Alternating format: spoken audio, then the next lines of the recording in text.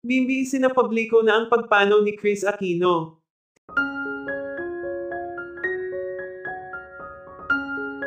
Tila malungkot na balita ngayon ang sumambulat sa mga tagahanga at mga malapit sa puso ng TV host actress na si Chris Aquino. Ayon sa source kinumpirma umano ng anak mismo ni Chris Aquino na si Bimbi ang balita tungkol sa kanyang ina. Ayon kay Bimbi sa ngayon umano ay mas lalo umanong lumalala ang sitwasyon ng kanyang ina, tinging dasal at matinding pananampalataya na lamang umano ang pinaghahawakan ni Chris upang madugtungan pa ang kanyang buhay. Samantala ayon kay Bimbi matagal na panahon na umano niyang nakikitang nahihirapan ng kanyang ina, nakita umano niya kung gaano naging matapang at nagpakatatag ang kanyang ina upang madugtungan pa ang kanyang buhay. Sa ngayon umano ay patuloy na lumalaban ang kanyang ina at umaasa na bumalik ang dati nitong sigla. Sa Panginoon at sa mga taong nakapaligid umano sa kanya humuhugot ng lakas ng loob si Chris.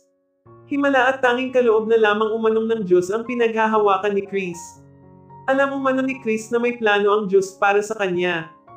Naniniwala umano siya na may misyon pa siya dito sa mundong ibabaw kaya hanggang ngayon pilit umano siyang pinapalakas ng puong may kapal.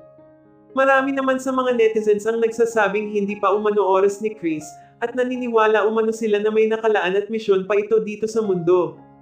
Ayon pa sa source nagsimula umanong nanghina si Chris nang nakipaghiwalay umano si Dr. Mike Padlan dito, marami ang nagsasabing hindi umano totoong minahal ni Mike si Chris, ginamit lamang umano nito si Chris, para sa pangsariling interes lamang.